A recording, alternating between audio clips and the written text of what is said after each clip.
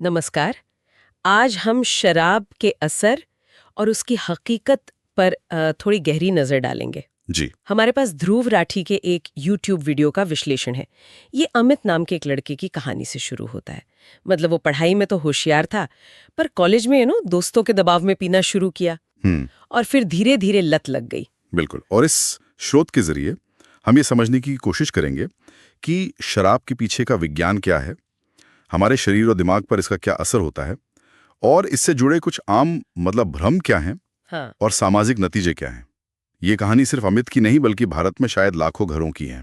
तो मकसद साफ है, इस सामग्री से जो जानकारी मिली है उसे समझना। जैसे शराब बनती कैसे है, नशा क्यों होता है, सेहत पर क्या असर है, समाज पर क्या प्रभाव है। चलिए शुरू करते हैं।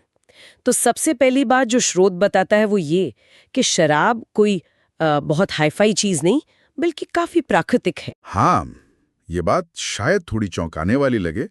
असल में जैसे फल हैं या अनाज हैं, उनमें जो यीस्ट होता है, हाँ, खमीर वो जब फर्मेंटेशन करता है, मतलब उनको सड़ाता है एक तरह से, तो इथेनॉल बनता है। वही अल्कोहल है। और इसका इतिहास तो शायद इंसानों से भी पुराना है। वो ड्रंकन मंकी हाइपोथेसिस है ना। अच्छा। हाँ, वो यही कहती है कि शायद हमारे पूर्वजों ने गिरे हुए फर्मेंटेड फल खाकर ही अल्कोहल पचाना सीखा। तो मतलब बियर, वाइन ये सब इसी फर्मेंटेशन से बनते हैं। सही कहा। फर्मेंटेशन से आपको बियर मिलेगी अनाज से, या वाइन अंगूर से। इनमें अल्कोहल की मात्रा कम होती है, मतलब करीब 4 से 15%। ओके।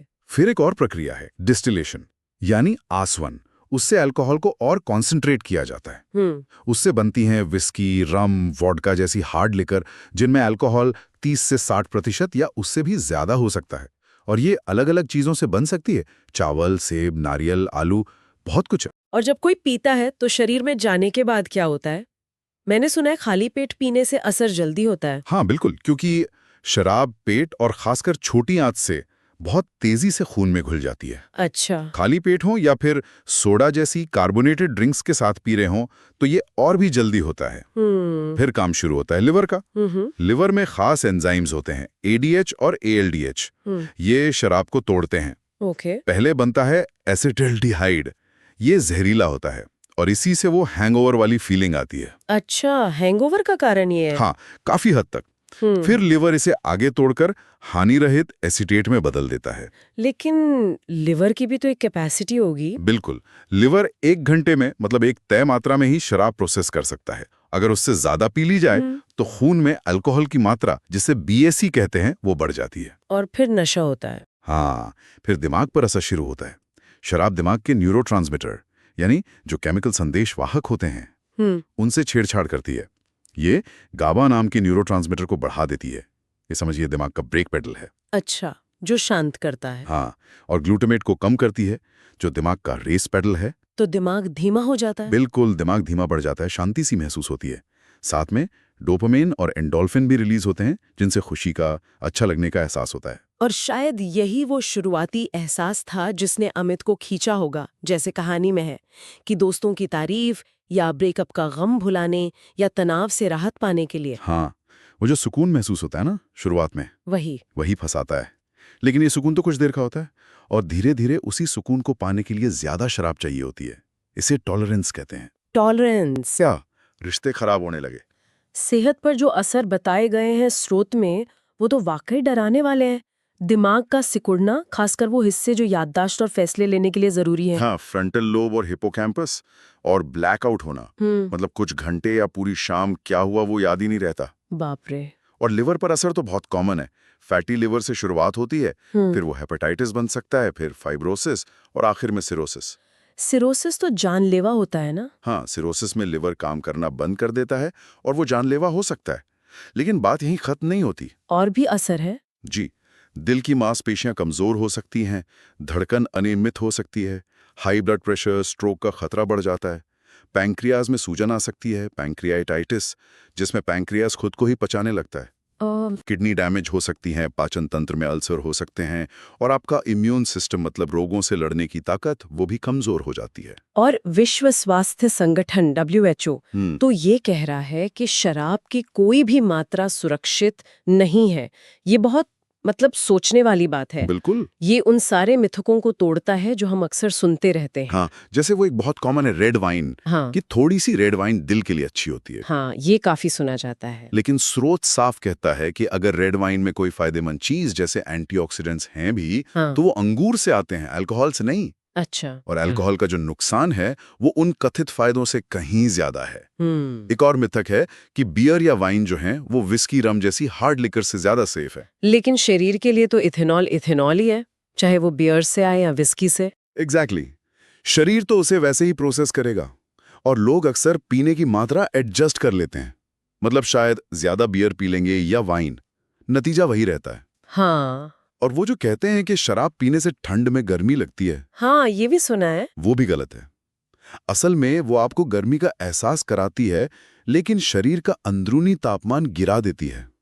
इससे हाइपोथर्मिया यानी शरीर के बहुत ज्यादा ठंडा हो जाने का खतरा बढ़ जाता है। ये तो हुई सेहत की बातें, लेकिन समाज पर इसका असर वो भी तो बहुत गहरा है।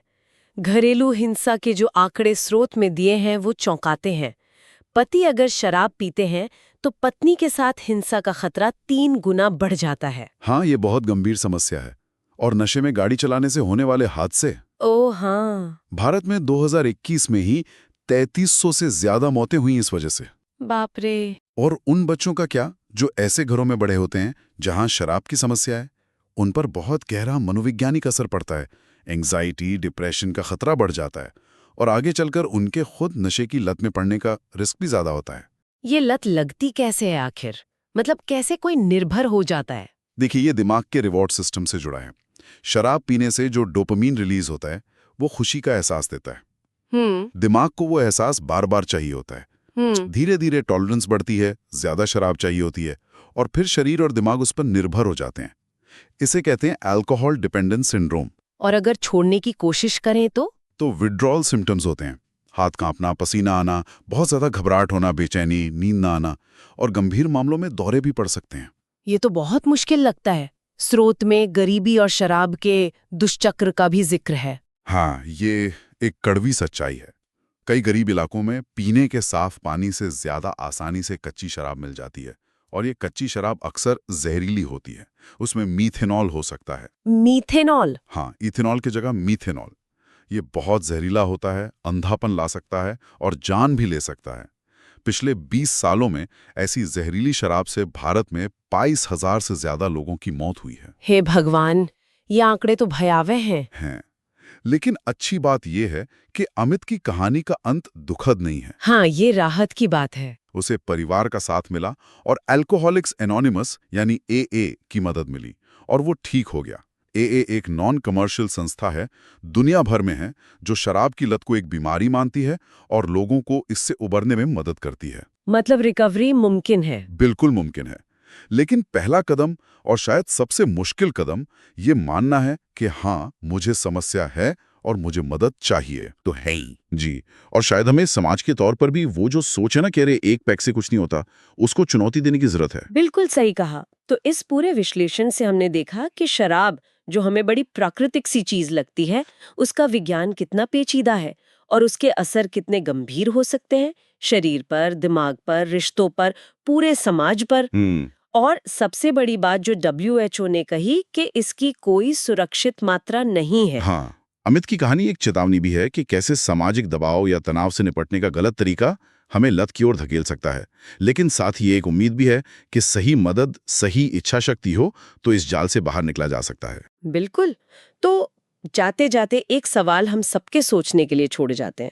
आज के समाज में जहां शराब इतनी आसानी से उपलब्ध है, इतनी सामान्य मानी जाती है और दोस्तों का, माहौल का दबाव भी होता है, ऐसे में कोई व्यक्ति इसके खतरों को जानते हुए भी अपनी निजी पसंद और सामाजिक अपेक्षाओं के बीच एक संतुलन कैसे बना सकता है? इस पर जरूर सोचिएगा।